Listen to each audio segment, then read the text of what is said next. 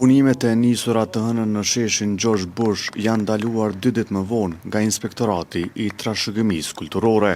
Projekti në vlerë prej 18,4 milion eurosh i komunës së Prishtinës kishte nisur të hënën kur kryetari i kryeqytetit Përparim Rama e promovoi edhe me një video.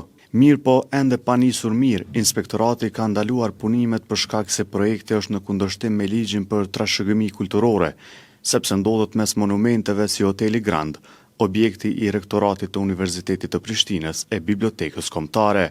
Në këtë ligj thuhet se intervenimet në pronat e trashëgimisë kulturore ose afër tyre duhet të marrë pëlqimin e institucioneve, ndërkaq Përparim Rama ka nisur punimet pa këtë pëlqim. Kryetari i kryeqytetit e kishte cilësuar si një prej projekteve më të mëdha që do të transformonte kryeqytetin.